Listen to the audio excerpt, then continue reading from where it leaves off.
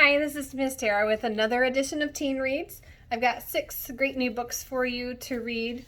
If you're looking for something new to read this week, may I give you some suggestions? This is Wither by Destefano. It's book 1 in the Chemical Garden trilogy. It's a dystopian society where women, due to some strange mysterious virus, they die when they're about 20 and men when they're about 25.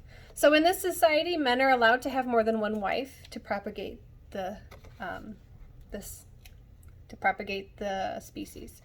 So because of this, lots of people go out there and they try to steal a girl from the streets and force her to marry somebody. It sounds horrible, but Ryan is one of the girls who is kidnapped to be a bride for a rich man. His name is Lyndon.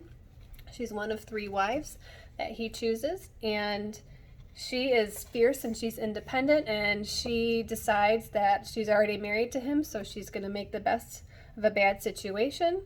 And then she ends up meeting Gabriel, who is a servant in the household, and she falls in love with him. So there's some forbidden love. There's the relationship that Ryan has between the 2 other wives and her husband, who she does actually love. So it's an interesting trilogy, dystopian trilogy.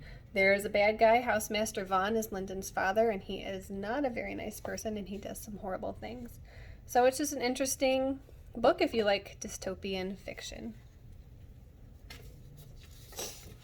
The next one is 13 Little Blue Envelopes by Maureen Johnson. It's about Ginny, who is kind of timid and introverted.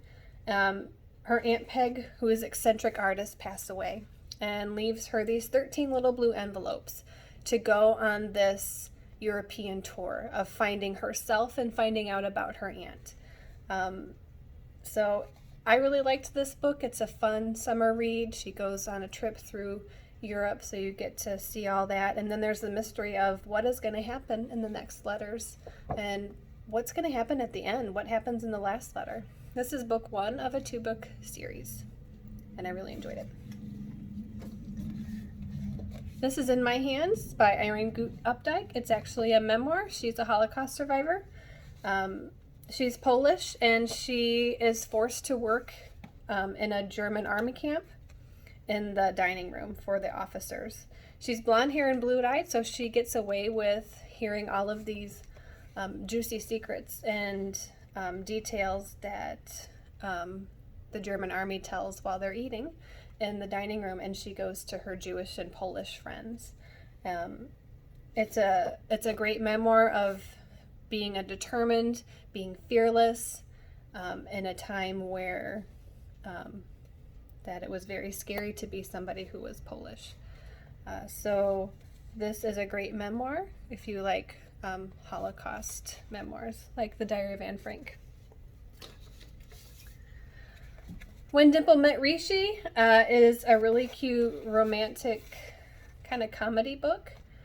Dimple is an Indian-American girl who, unbeknownst to her, has been promised to a boy named Rishi. But she doesn't know it, her parents don't tell her. But Rishi's parents tell him that he's going to marry Dimple. So he decides to go to a summer camp, computer software camp that she goes to in the summer.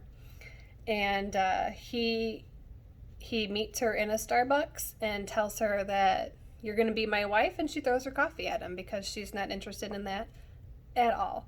A hilarity ensues from there. This is a really cute, romantic kind of book, but also talking about being able to find out who you really are and what you really want in life.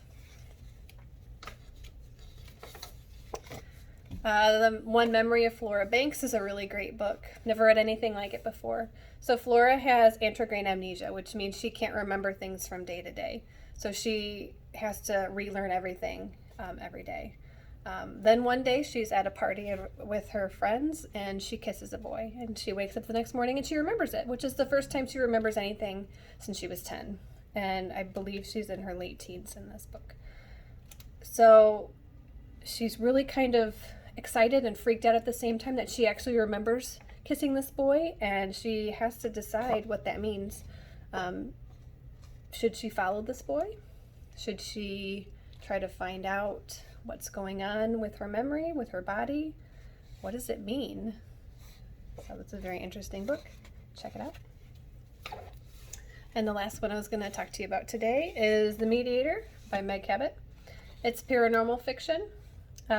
Susie is a person who can see dead people, and her job is to help people go from one side to the other to help resolve their unfinished business. She's not very good at it, which is really kind of the fun part of this book. It's not something that she enjoys doing, and she's not especially great at it. She's a bit of a klutz. Jessie is a ghost who is haunting her bedroom in her brand new home. She's moved to California with her mother, looking for a new start. And she is content with going surfing and just being a normal teenage high schooler.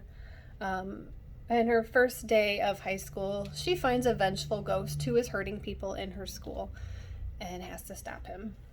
And then there's also the mystery of who is Jessie and why is he haunting her room? Doesn't seem to really want anything from her. But this is a great series. There are 7 books in this series. Highly recommend it. The Mediator by Meg Cabot.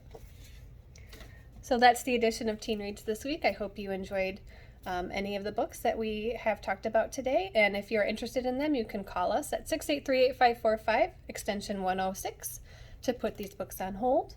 Or you can do that online at www.nileslibrary.com and sign into your account. I hope you enjoyed these books. We'll see you later, friends. Bye.